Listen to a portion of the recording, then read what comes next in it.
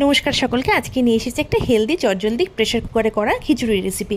এর জন্য প্রথমে চাল এবং ডাল আগে থেকে ভিজিয়ে রেখেছি ধুয়ে, তারপরে প্রেশার কুকারটা গরম করে একটু সর্ষের তেল দিয়ে তার মধ্যে জিরে শুকনো লঙ্কা ফোড়ন দিলাম।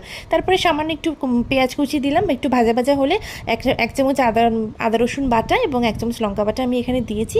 তারপরে ভালো করে মিক্স করে নিয়ে কিছু সবজি কেটে রেখেছিলাম, যেমন কুমড়ো, বিনস, আলু এবং আমি অল্প একটু পুঁই শাকও দিয়েছি, কাঁচা লঙ্কা, টমেটো কুচি সব একসাথে দিয়ে মিশিয়ে তারপর একটা বাটির মধ্যে জিরে গুঁড়ো, ধনে গুঁড়ো, গরম মশলা গুঁড়ো, নুন, হলুদ দিয়ে একটা মিক্সচার বানিয়ে রেখেছিলাম, সেই মিক্সচারটা দিয়ে দিলাম।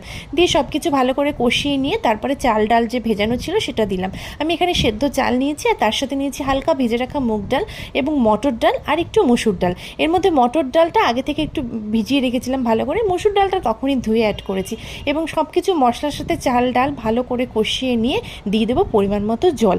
জলটা আমি আন্দাজ মতো দিয়েছি, আপনারা চাল ডালের যা পরিমাণ তার ডবল জল দিলেই হয়ে যাবে, সবজি এবং চাল যাতে সেদ্ধ